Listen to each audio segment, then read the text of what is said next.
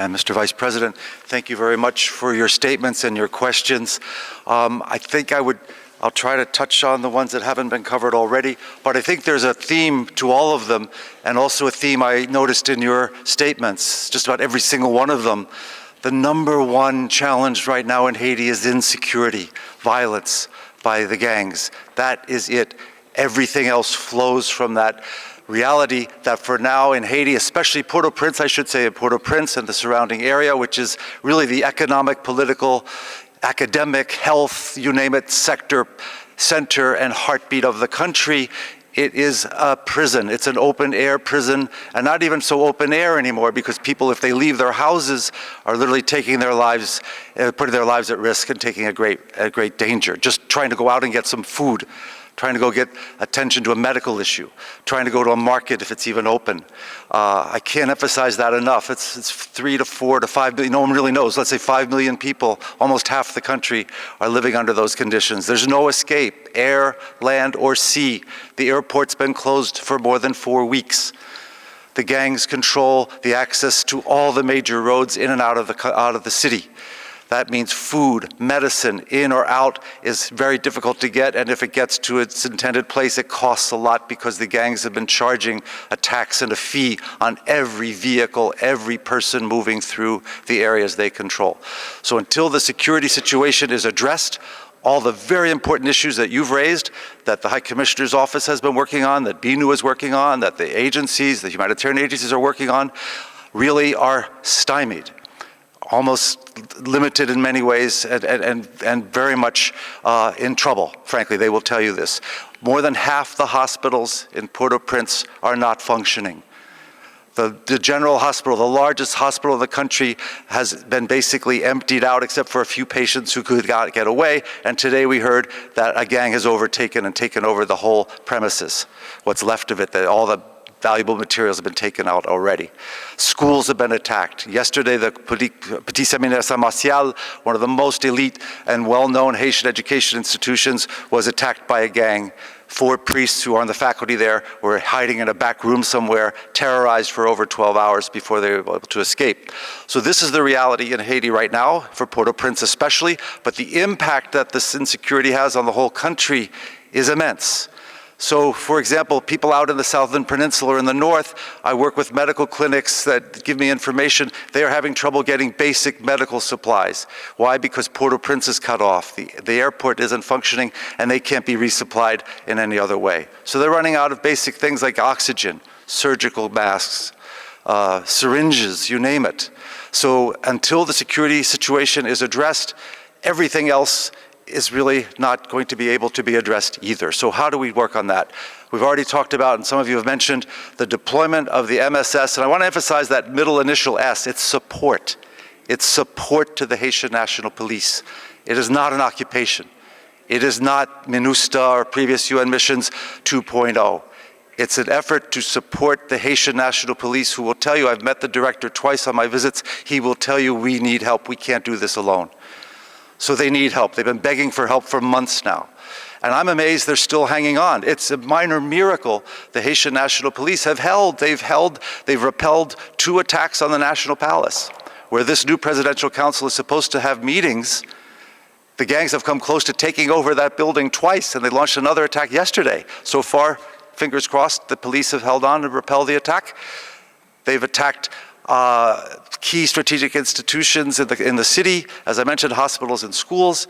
And the police and army are holding on to the airport itself, but the airport can't be used because it's surrounded by gangs. So how do we help them?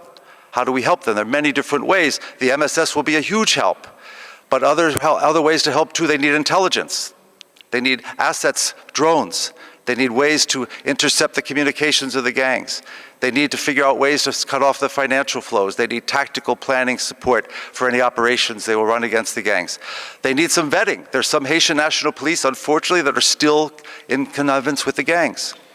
And that's got to be addressed. They have to be rooted out. The justice system on its knees, as we've heard. At some point, when the justice system, at least in Port-au-Prince, can function, they will need help with investigations and prosecutions for those who've been most responsible, the gang leaders, not the youth, the teenagers who've been mostly forced to join or had no other choice. So the justice system will need that kind of help, specialized investigations of financial crime, gangs, organized violence, organized crimes, and that type of crime that some prosecutors in Haiti have, but not nearly enough, and judges. And then the prison system, several of you mentioned, will need help. We know that there were 2 prisons that there were 5,000, nearly 5,000 people released. Some of them never should have been there in the first place. My first report went into that. 83% were never convicted of anything, but 17% were. And 17%, some of those were very serious and dangerous people, gang leaders, drug traffickers who are now on the loose again. So the prison system obviously would need all kinds of help. The humanitarian situation, the Deputy High Commissioner already mentioned, but it's dramatic and drastic. And the 7%, the humanitarian appeal for Haiti is at 7%. So I would urge all of you, one thing you can do from your countries is to give some support financially to the humanitarian appeal that OCHA launched about 5 or 6 weeks ago, even longer. It's at 7%. We know there are other emergencies in the world, of course, but Haiti's got to be way up there in terms of the urgency. On how to prevent some of the violence, and especially outside of Port-au-Prince, that was one question I noted. There have been some interesting initiatives taken by civil society. And again, here's one of Haiti's real strengths. We talk about how weak the institutions are, and they are. They've been very weak, and they're really on their knees now. But civil society in Haiti is extremely vibrant, extremely creative, and very brave and courageous in every area you can mention. Women's rights, children's rights, human rights, farmers, medical groups. They're extremely nimble. They've had to work through all kinds of problems. Now they're facing problems they've never had before to this level. So I would urge all of us, the UN, bilaterally, European Union, whatever it is, to look to Haitian civil society organizations for guidance, for what they want, what they need, how can you help them, how can we be supporting them. They're extremely capable, but again, it's literally not safe for them to do a lot of the work they would like to do until the security situation is addressed. How to prevent this, how to prevent the recurrence. Obviously, the impunity issue has always been big in Haiti. We're coming up to an anniversary, a very sad one, on April 4th in 2000. The year 2000, Jean-Dominique, a famous, brave journalist, was assassinated on his way into his radio station. That crime has never been solved. The people who are responsible for that have never been held accountable. That's just one crime. We don't have time. There are many, many more. But these crimes that have been committed in the last few years by the gang member leaders must be addressed. So impunity, corruption. We have to address corruption, again, when it's possible. The Unity Fighting Corruption in Haiti, the ULCC, the French acronym, is one of the few institutions, along with the HNP, I would say, in the last few months that has been able to do some very important work. The Haitian ambassador mentioned that. Several cases referred to judges for prosecution. Corruption is eating at the heart and has eaten at the heart of Haitian institutions for all too long. So we can prevent a recurrence by also dealing with corruption. That's a long-term project, but it has to be addressed. And finally, I turn to the youth. The population of Haiti is overwhelmingly young. I don't have the figure who knows if it's accurate, and if anyone knows, but it's safe to say the vast majority of the Haitian population are under the age of 30. What future do they have? There's incredible promise and talent among Haitian youth. I think we're all going to have to take a very hard look at how we, the UN, regional, bilateral, how do we help Haitian youth have a future? Especially some of the youth that have been in gangs. This is going to be a big issue. The Bois Calais movement was mentioned, this self-defense neighborhood groups that act out in revenge attacks, even if you're suspected of being a gang member. It's rough justice, immediate execution, and the body's burned. How do we stop that from happening? And how do we deal with the youth who have been in the gangs now, for some of them compelled to be, some of them they've had no other choice? I think we all need to have very good projects and programs to take these youth and have them be reintegrated, rehabilitated. They're child soldiers, essentially. How do you demobilize these child soldiers and give them a future, while also explaining to the community why you're doing this, so that the community doesn't get angry that you're maybe favoring people that they would see as having committed horrible crimes. It's a very delicate balance. It's been experienced in other countries.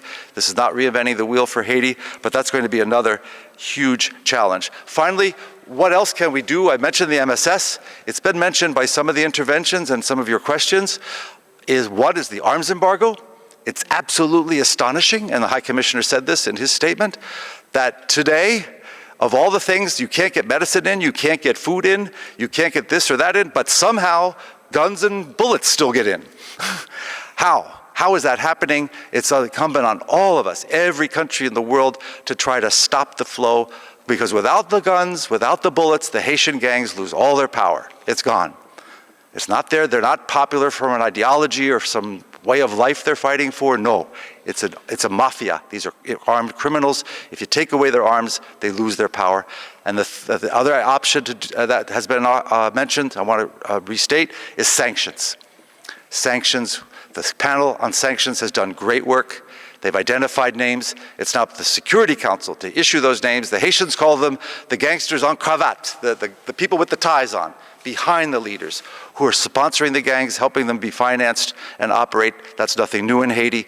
But if we take those three measures, the support service for the police, sanctions, arms embargo, we begin to maybe turn around the momentum in a positive direction and stop it from this slide that we've seen intensify over the last few weeks. So again, thank you for your questions and comments. I hope I addressed them, most of them, if not all of them. And I look forward, if the mandate is renewed, I look forward to continuing the work. I think the next year is going to be absolutely vital for Haiti and Haitians. Thank you.